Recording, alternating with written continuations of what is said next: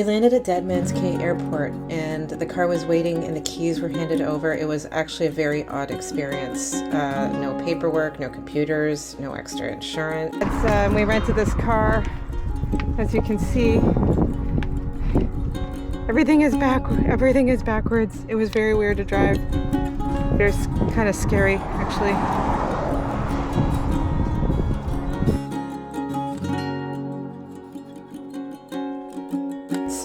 We paid about $60 US per day, and it was dealt with all over email. In fact, some of the other tourists that we met on the island, which were very few, mentioned that their car rental experience was very similar, almost like bizarre, unique in that they didn't even talk to anybody or pay any money or even put in a deposit, that the car was just waiting for them and the person renting it to them would just eventually find them, I guess, through GPS. So anyway, it's a very informal experience. The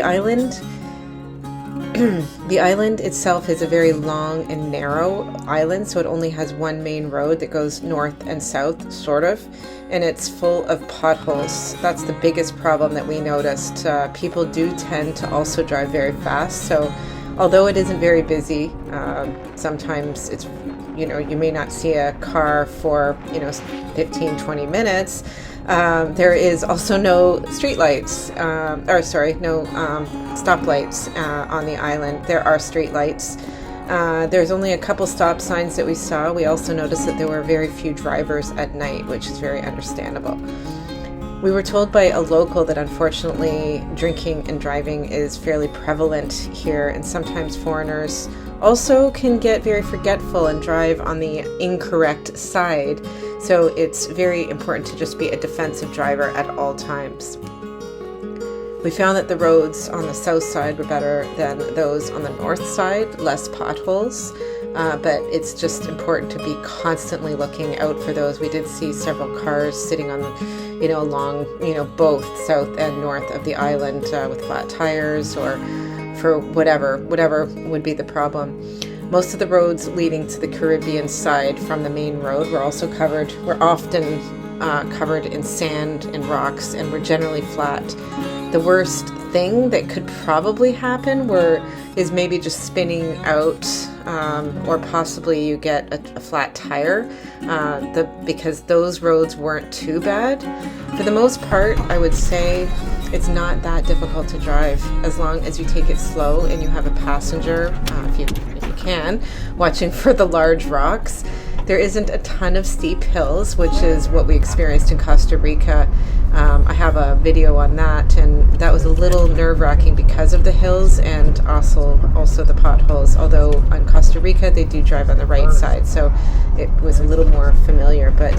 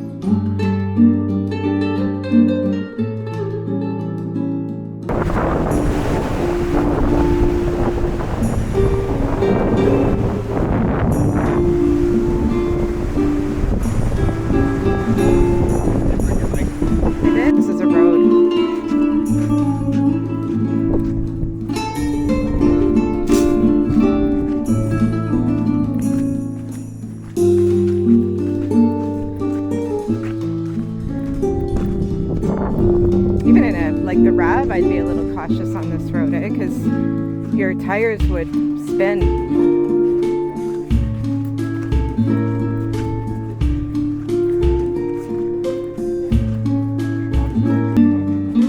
Yeah, they would.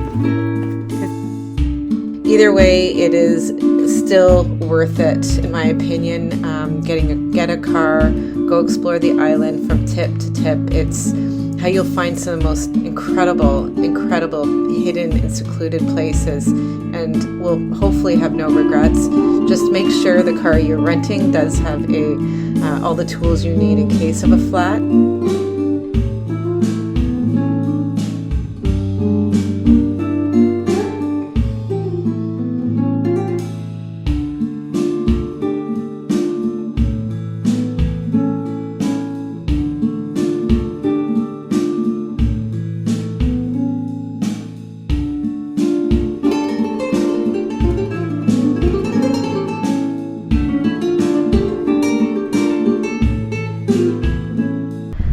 Here we are again, finding these incredible places we love, and it's a bit off the beaten path when you think of Bahamas.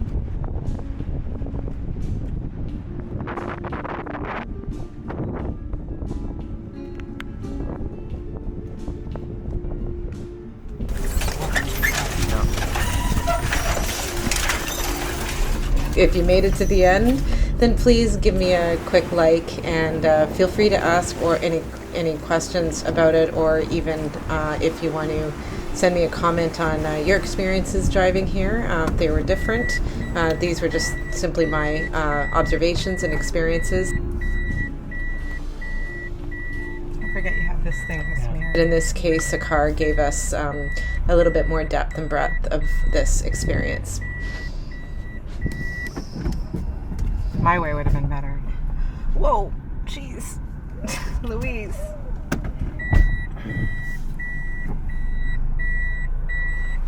Okay.